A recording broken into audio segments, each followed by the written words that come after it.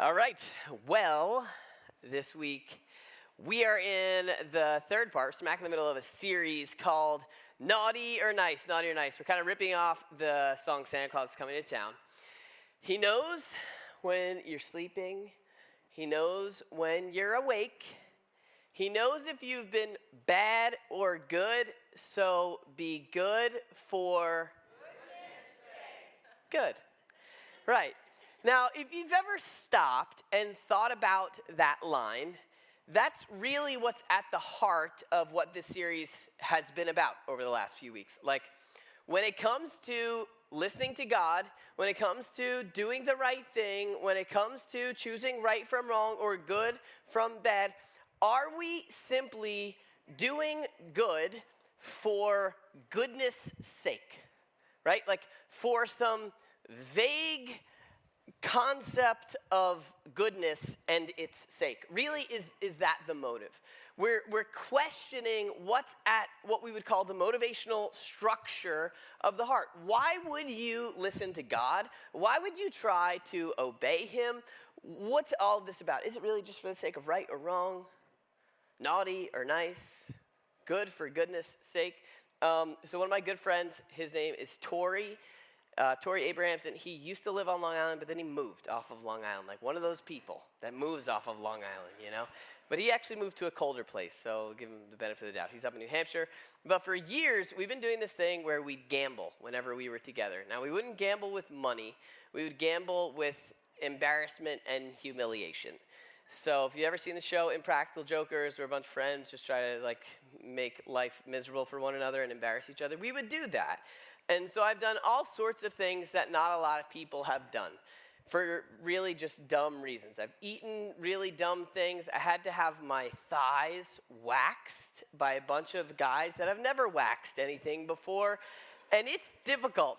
It's difficult. I got burned. I got bruised. It was horrible. I left with just patches all over my thighs. He's had to sing in places, public places, where it's not typically set up for a singing situation, but we just try to, like, humiliate each other and have some fun with it.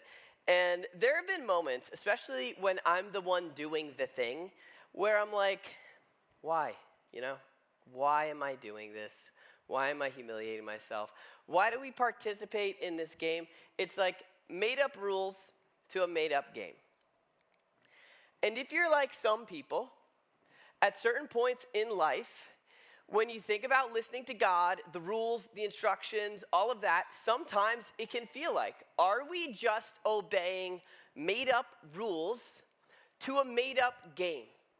What's behind all of this? And at the heart of this idea is an understanding, or maybe we could say a distorted understanding of this word sin. Sin. Now, if you ever heard the word sin, typically it's used to describe when someone steps outside of one of the lines that God has drawn, right? When you break a rule in God's eyes. And if you look at sin like it's just like you did something where God's like, I didn't like that, then you live with the understanding that sin is wrong. Like, that's the phrase. It's wrong to sin, to break one of God's rules. And the word sin becomes a word that's used only in religious context, and it lacks weight. But in week one, we broke that down a little bit and looked at what's behind all of it. Look at how the biblical authors, specifically Jesus' brother James, how he described the idea of sin. And what he would say is, it's not wrong. It's not about naughty or nice, or it's not just wrong. It goes way further than that. And the basis of this series, if you walk away with nothing else, it's not that sin is wrong. It's that sin is toxic. It takes you further than you're willing to go. It keeps you longer than you're willing to stay, and it makes you pay a price you don't want to pay. It can literally physically kill you, but it more often kills, destroys, erodes the things in life that are good, that we love. It breaks down relationships. It ruins futures. It's destructive at its core. Just a few days ago, I was reading something in a book where this guy was like, you know, a lot of us think that God punishes sin, but at the heart of that statement is really a misunderstanding of the whole, or at least an incomplete version of an understanding of sin. Sin punishes sin. That's the idea of it. It's like drinking poison. It's gonna hurt. It's gonna mess things up. It's going to make things worse than they are. And so God, being good, warns us. It's like, you don't want to go down that road. That's going to lead you to a place you don't want to be. We said on week 1 that God is not concerned about your grade. He's concerned about your good. And if everything you read and everything you hear and everything you're taught about the things that Jesus said, if you keep that in the back of your mind, like, okay, maybe I don't understand all of the reasoning behind this, but the ultimate motive is for my good, it will change the way you hear everything that Jesus said, that God said, everything that the biblical authors have recorded. And so last week, Tom was up here. He talked a little bit about envy, one of these like sins, and talked about how it's not that envy is wrong, it's that it's pointless. We looked at the words of a guy named Solomon, this ancient wise man. He's like, it's like when you envy, it's like chasing the wind. You never feel like, I got it, right? And it's not just pointless, it goes beyond that. It's toxic. It ruins relationships, and you've seen it. Maybe you've seen it in your own life, or maybe you've witnessed it in the lives of other people, where you're like, they don't like each other anymore, and they may say it's because of this, but really it's because he has what he wants, or she has what she wants. And you see it, and you see how a beautiful relationship, something that was so good and life-giving, is just torn because something toxic entered the picture. And was it wrong? That's the wrong question. Was it toxic? You bet it was. So this week, we're looking at another one of these things. It's something that we don't give too much attention to, but it's something that we're all affected by to one extent or another. There's a famous author who writes about these things, and he would say, the thing that we're talking about today, like all the other vices are mere flea bites in comparison to this. Like this is the thing that is the thing beneath so many other things. It creates a world of chaos. It has destroyed marriages. It's destroyed futures, families, friendships. It's caused problems in governments. It's ruined communities. It might be the thing in your life right now. It might be the thing in your life today that's causing you the most havoc. And maybe it's because it's going unaddressed or undiagnosed or maybe even misdiagnosed. What we're talking about today is something called pride. Pride.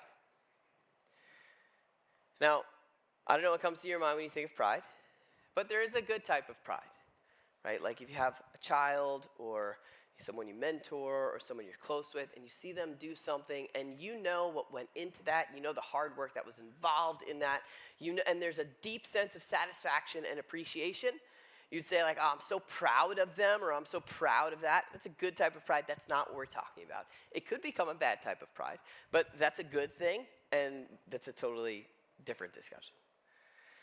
Then there's a lot of times when we think of pride in a negative sense, pride you don't want to have. A lot of times if you're like me, my mind goes to like superiority forms of pride, like someone like, I'm the man, Someone puffing themselves up, someone who thinks that they're all that, or someone with a lot of confidence.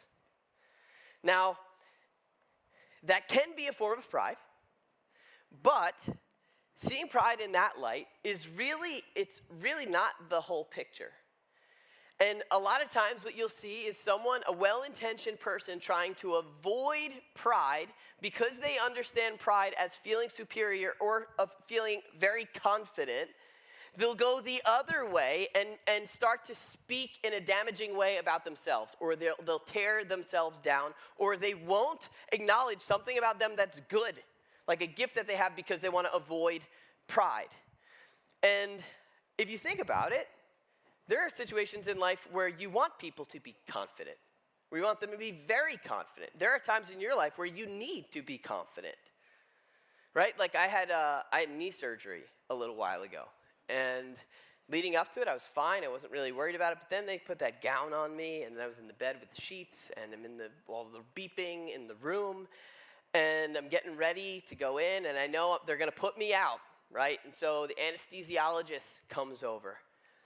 I want to see confidence in that guy.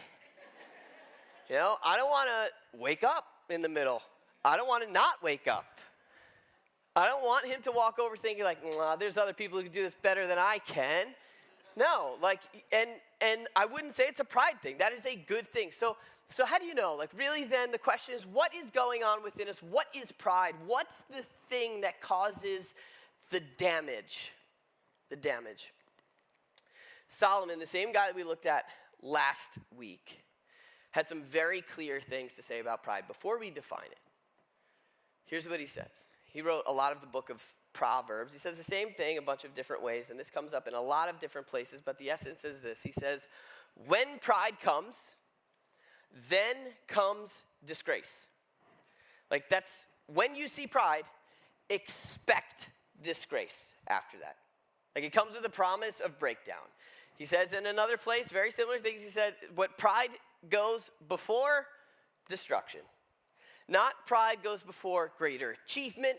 Not pride goes before progress, but pride goes before destruction. In other words, when you see pride, wait for it, things are about to collapse. It does not lead to a good place. You may get away with it for a little while, but eventually it causes things to break down. It's toxic. It's toxic. And so what is the thing? Is it confidence? C.S. Lewis is a famous writer. He's passed away. He wrote the Chronicles of Narnia. He also wrote a book called Mere Christianity. And in that book, there's probably one of the most famous chapters on pride in all of Christian literature. And here's how he defines pride. He says that pride it's ruthless, sleepless, it does not quit. It's unsmiling, ruthless, sleepless, unsmiling concentration on the self. It takes everything and makes it about me. If we're speaking in a metaphorical sense, it's like there's a case. It's the case for who I am and what I'm worth. And when pride steps into the picture, now it's my job to defend who I am and what I'm worth. So the things I'm doing, I'm not doing for the sake of doing them. I'm doing them because of what they say or what I hope they'll say about me. It's a fixation with the self. Who I am and what I'm worth. Pride, so in that sense, then, pride can show up and can look very different at different times. It can be a superiority thing. It can be like, I did this, therefore, I'm the man. I'm the best, right? It can also be, I didn't do this, and because I'm letting that speak to who I am and what I'm worth, because I'm giving that a place in that argument, in the case for who I am and what I'm worth, now I'm not enough. Right? It can show up big or it can show up small. It can sound like I'm the most important person in the room. It can sound like I'm the least important person in the room. It can sound like I'm the most valuable. It can sound like I'm worthless. But when you take something in your life, whatever it may be, and you allow it to serve as evidence for or against you, in the case for who you are and what you're worth, that's when you know pride has entered the discussion. It's ruthless, it's sleepless, it's unsmiling, there is no joy, it's concentration on the self. The case for who I am and what I'm worth, and it's my job to define it. Pride can disguise itself, right? So you may see someone who wants more and more and more and more and more, and it's all for them, right? And they're not generous, and you might say that guy's got a problem with greed, and he might. Or he might want what more and more and more and more and more says about him. In which case he's got a problem with pride. That's right. You may think that you have a problem with anger, right? Maybe somebody cuts you off in traffic, or you don't like the way someone responds to you, and it's like, like fire within you, and you're just ready to go. And maybe you would say, yeah, I got a short fuse, right? I get angry really quickly, and maybe you don't like what that thing said about who you are and what you feel like you're worth. And really what's at the heart of that is pride, not anger. Anger is just showing itself because you can't see pride. It's not nearly as visible as things like anger or greed. It's sinister, right? Like I was reading, like a man can lust after a woman because he wants her. But at least when lust is driving a situation, at least the man wants the woman, right? But when pride has seeped into that situation, a man wants a woman not because he wants the woman, but because he wants what being with that woman is going to say about him. Pride makes people objects, evidence in the case for or against who I am and what I'm worth. It's an ongoing case, and it's my job to defend myself. Pride doesn't quit. It has an appetite that cannot be satisfied. If you've ever watched The Greatest Showman, it's a great movie. It's got like one of the best soundtracks ever. It's always on in our house. It's a story about P.T. Barnum and the circus. And one of the themes in that movie is his pride. He never feels like he's enough. He's literally the man in the center, and he never feels like he's made it. He never feels like he's worth something. And a really cool way that they try to communicate this to you is any time in the movie they show you what things look like through his eyes, like the camera switches to a first-person perspective. He sees the crowds, and they're all cheering, but he doesn't hear it. It's muted. And what they're trying to communicate is it's never enough. It's never enough. When you are the one who has to define who you are and what you're worth, you will never get there. It disguises itself. It's damaging. It makes you delicate because all things become identity things. It redefines the agenda, right? And now, like, working isn't for the sake of working and providing. It's what working is going to say about me. Achievement isn't for the sake of progress. It's achieving for the sake of what that achievement is going to say about me. It cannot be quenched. It's illogical. It keeps us from, it causes us to, I listened to a podcast a little while ago. It was a basketball, or it wasn't a basketball podcast, but they were talking about basketball. There's a guy named Wilt Chamberlain. If you ever heard of him, he was around like in the 70s. He scored 100 points in one game, but he had trouble shooting foul shots.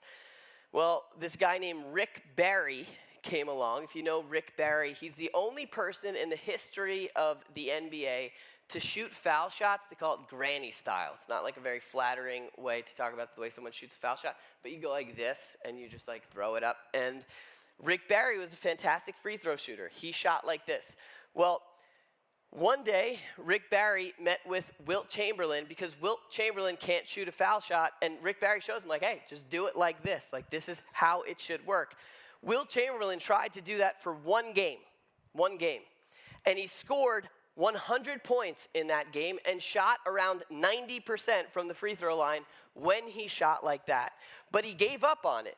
And so has every other player in the history of basketball, because you look ridiculous doing this from the, even though like they've studied it, they've like studied the way the body moves. If you practice doing this, you will get better quicker than you will like this. But nobody does. I don't. Why? Pride. Because you don't want to look like that. There's one pastor, he says, pride keeps me from and causes me to.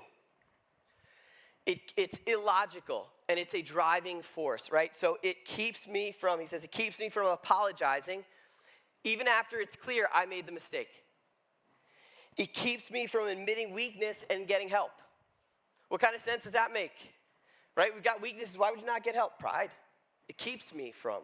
It keeps me from celebrating, enjoying the success of others. It keeps me from ending the fight even when the issue is not the issue anymore. It causes me to keep arguing when I'm wrong, whether it's 5% or 100%. It causes me to pretend I know when I don't. It causes me to lie to protect my reputation. It causes me to retaliate, to give the look or the finger when I'm cut off in traffic or when I feel slighted. It causes me to get defensive when I'm corrected rather than being open to what I might learn from the situation. Because I'm on trial, and everything is evidence for or against the case for who I am and what I'm worth. It keeps me from, and it causes me to. If you're a visual person, right, this might be helpful. Like pride, think of it like this. Like all of us have this concept of self, right? Let's say it's this bucket. And when this bucket is full, you and I are in a healthy place. Like we were made for a full bucket. And you know what goes in this bucket? Anything that makes me feel accepted, seen, known, accepted, respected, or loved. Like that's what, and when this is full, I feel valuable. I'm functioning from a healthy place. Anything that you could say liked, mentioned, friended, or followed goes in here. Pride makes filling this bucket my job. Makes keeping this bucket full my job. But the problem with this bucket, this sense of self, is that it's broken. There's a hole in it. All of us have a broken view of ourselves. Like it's part of the human condition. There's a leak in our concept of our own worth and value. You know how you know that your concept of self is broken? Because things only draw attention to themselves within you, like the parts of your body, inside and outside, only draw attention to themselves when they're hurt, right? Like if you had breakfast this morning, how many of you, while you were eating breakfast, eating your cornflakes, were just like, man, my jaw is just working so effectively right now, the way it just, boom, right on rhythm. My teeth, they're just mushing the cornflakes so nicely. My salivary glands, just helping in the whole digestive process. No, you're not thinking about that, because unless you just got punched in the jaw, unless you've got TMJ or there's something up with your tooth, that's when it's drawing attention to itself. This is what pride does. This is how you know the ego is broken, the sense of self is broken, because it wedges its way into issues it has no business being in. This discussion was about your performance at work. It was not about who you are and what you're worth. That argument was about the fact that you didn't do what you said you were going to do. It has nothing to do with who you are and what you're worth. But when pride steps in, it forces us to keep this full and defend it. And so everything becomes a means to this end, right? Like there may have been a time where you played basketball because you loved the game. And because it was fun to compete and to improve and to grow. But when pride seeps into the situation, all of a sudden it becomes just another thing in my bucket. Now it's about who I am and what I'm worth, because I want what being a good player says about me. And when you see people respond like disproportionately, when it's like, whoa, why is that guy so upset? This is just a game. It's because it's not just a game. It's about the bucket. It's about who he is and what he's worth. Maybe you love to play an instrument and you started it because you love the way it sounds and you want to learn something new and grow. But when pride takes over, all of a sudden it's not about playing the guitar. It's about being the guy who plays the guitar. Like work is no longer about work. It's about what work will say about you. Dating that person is no longer about dating them. It's about what being with someone is saying about you. Your appearance is no longer about good hygiene or staying healthy. It's about what your appearance says about you. It's ruthless, it's sleepless, unsmiling concentration on the self. So the question is, what do we do? Right? What do you do with pride? Well, Tom, last week when we talked about envy, he talked about the power of just naming it. How just recognizing in a safe place, like, hey, I said I was angry about that, but really I'm angry that I don't have what they have, meaning I'm envious. Just giving it language is a huge step in the right direction. The same thing is true of pride. Just recognizing and giving people in your life who are safe the freedom to recognize when they see pride in you, Not to condemn you, not to judge you, say, hey, that's pride, but to say, hold on a second. Like, maybe you're letting this thing speak to who you are and what you're worth, and the thing is no longer about the thing. Like, if you give yourself the space and the freedom to call it what it is, that's a huge step in the right direction. And if you're in a safe relationship where there's someone you love and trust, and they can say, hey, I think you're letting this speak to your identity, that could be a huge point of progress. But if you're not someone who follows Jesus, if you're not into the whole church thing, if you're not interested in obeying God, I think that could be helpful for you, but that's kind of as far as I can take you. But if you are a follower of Jesus, or if you're at least curious about what followers of Jesus believe about pride, it's with pride in the heart that I think, at least one of the places where we can most clearly see how what we believe about Jesus isn't just about what we believe and checking off certain boxes, but how it actually can transform us on a day-to-day basis. A guy by the name of Paul of Tarsus, or Saint Paul, or the Apostle Paul, he wrote a lot about pride. And there's this one section in a letter he wrote to the church in Corinth where he addresses pride, but he actually doesn't even mention it. But it's a perfect explanation of how to deal with the bucket. And I think what you'll see is that it's totally countercultural.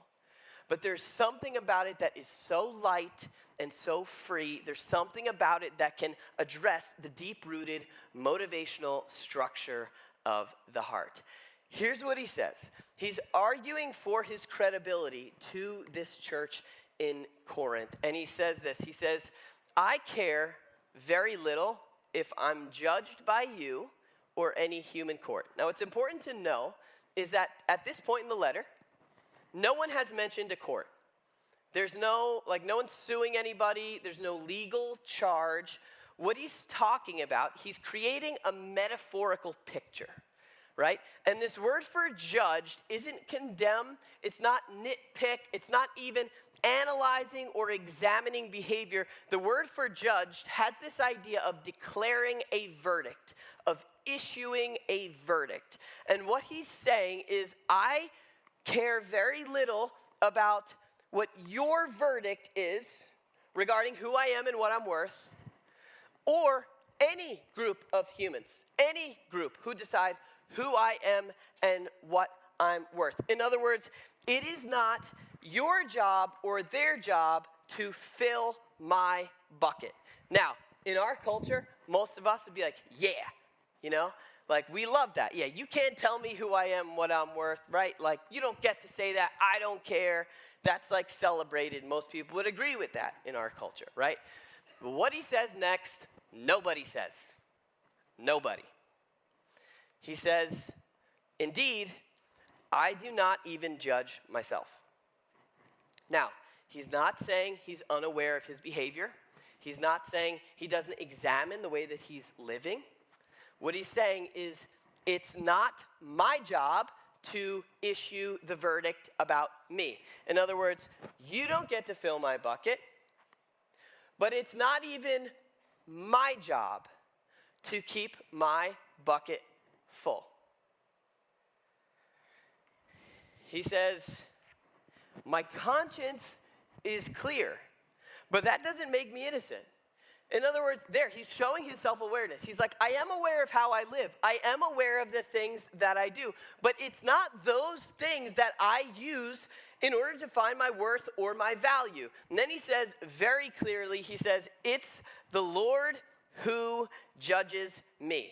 Now again, what he's not saying is it's God who examines and nitpicks my behavior. He's saying there is one place where I get the verdict.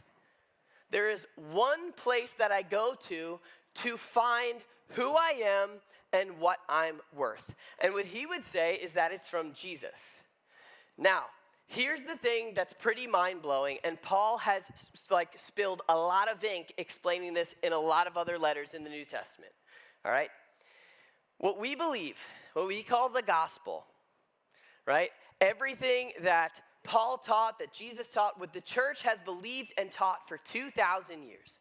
The thing that makes the gospel different from every other religious system out there is that it starts with a verdict and is followed by a performance. In every other motivational structure, you work for a verdict, right?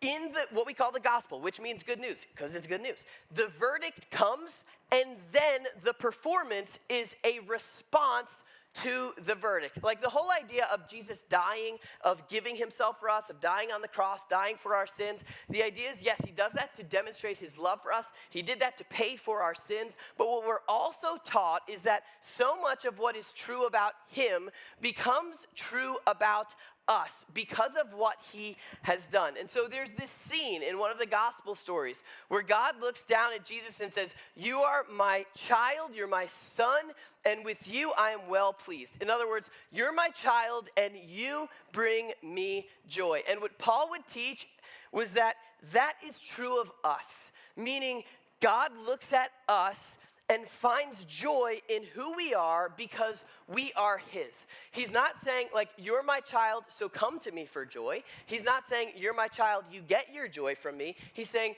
you are my child and you bring me joy. And it starts there. And from there comes our motivation for living. And that may not make sense, but think about it like this. You are not working when that's true of you, and when you believe that, you're functioning with a full bucket. And you're not working for love. You're working from love. You're not working to feel valuable. You're working because you know you have value. One is ruthless, sleepless, and unsmiling. It's exhausting to have to prove you're worth something. And the other is light and free. So the answer, and this is the good news, the answer is not to get rid of the bucket. You and I were made with a bucket. We were made to know that we are seen, known, respected, accepted, and loved. You can't live without knowing that. But the answer is to bring it to the one who can fill it and keep it full. To find who you are and what you're worth in what he says about you. Not because you've earned it, but because he has said it. And when you bring yourself back to that place over and over and over again, it will change the way that you live. And slowly, pride will lose its grip on you. Like you can go back to doing things for the joy of doing them. You can play a sport not because winning or losing is going to determine how you feel about yourself, but because you love the sport. You can work for the joy of working, not to prove your worth existing. And that's good news. It's good news. What Paul would say is that the verdict is in and the case is closed. So get out of the courtroom. You don't have to use the things in your life as evidence in the case of your worth, your value as a person. This is not a one-time thing. It's not like you believe it and then it's over and you never think about it again. It's a regular, every day, every moment of everyday reminder, because all of us will drift into performing for the verdict rather than allowing the verdict to determine the performance. All of us will drift into working to prove ourselves. I was telling the Thursday night group that just like these past 4 weeks for me have just been nuts. I've had to travel. There's been a lot going on. It's Christmas season. Things have been crazy. And where I go when I get exhausted, I just find myself drifting into working to like prove like I'm worth something. And it's exhausting. It's ruthless, sleepless, and unsmiling. But there was a moment like Thursday morning, it's like got away, got quiet, and stopped and recognized like I am working to prove my worth, not working from the confidence that I am worth something to God. And it's counterintuitive. But if you see it through the eyes of a father looking at their children, it makes all the sense in the world. I was explaining this to my daughter a couple nights ago. I was like, I love you and you make me so happy. And she was like, why? And I said, because you're mine. The end. And that's how God wants us to understand our relationship to him. Because you're mine and you bring me joy. The end. Because of what Jesus has done for us, not because of what you're trying to do to prove your worth. I want to leave you with this. C.S. Lewis, this is from his most famous chapter in Mere Christianity. It's all about pride. Here's what he says. I think it's a good picture. He says, we must not think pride is something that God forbids because he's offended at it, or that humility is something he demands as due to his own dignity, as if God himself was proud. He's not in the least worried about his own dignity. The point is, he wants you to know him, wants to give you himself.